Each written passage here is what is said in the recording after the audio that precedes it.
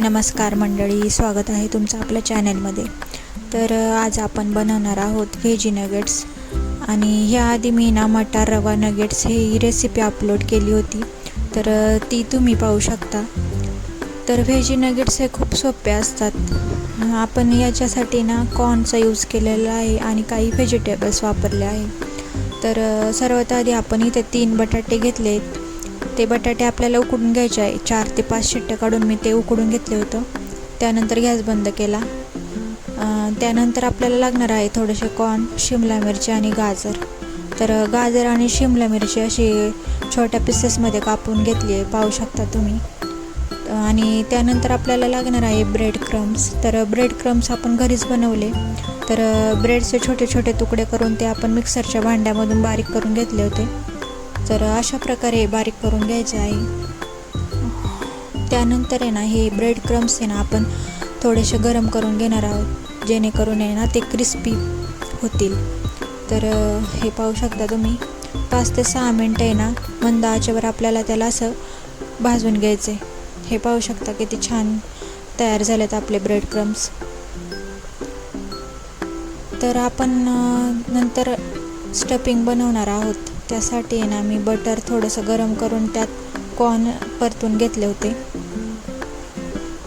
Corn परतल्यानंतर आपल्याला शिमला मिरची, गाजर अशाच प्रकारे परतून घ्यायचे, जेणेकरून हे थोडेसे भाजले गेले की आपले नगेट्सची चव खूप टेस्टी येते।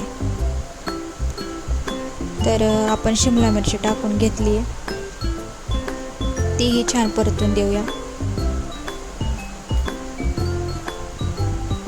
शिमला मिरची परतल्यानंतर आपण गाजर टाकणार आहोत। गाजरही छान परतून देणार आहोत।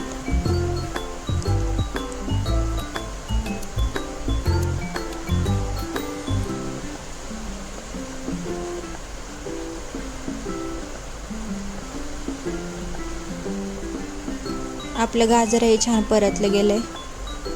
त्यानंतर मी उकडलेला बटाटा बारीक किसून घेतला होता, तोही त्याच्यात आपण ॲड करणार आहोत।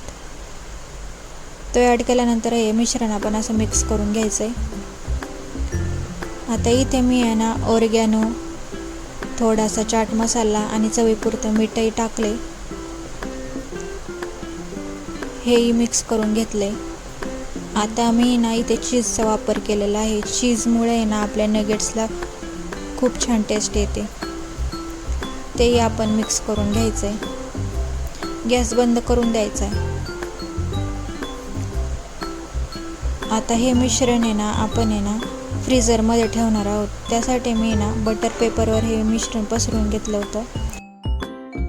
आपण ही स्टफिंग अर्धा ते 1 तास फ्रीजरमध्येच ठेवणार आहोत। त्यानंतर आपण स्लरी बनवणार आहोत। स्लरीसाठी मी इथे मैदा, कॉर्नफ्लॉवर आणि थोडंसं मीठ घेतलं होतं।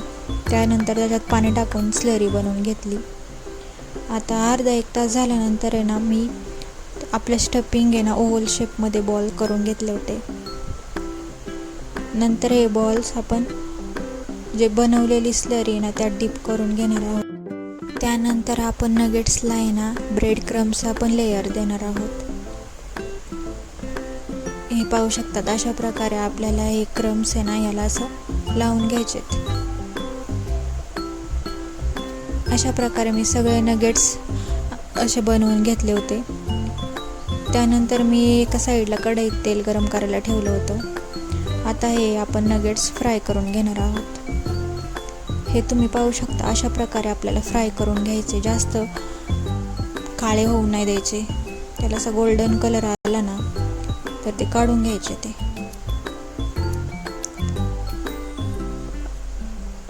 हे तुम्ही पाहू शकता, आपले नगेट्स तयार आहेत।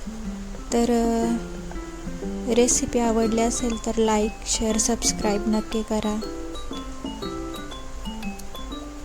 Thank you for watching. Bye bye.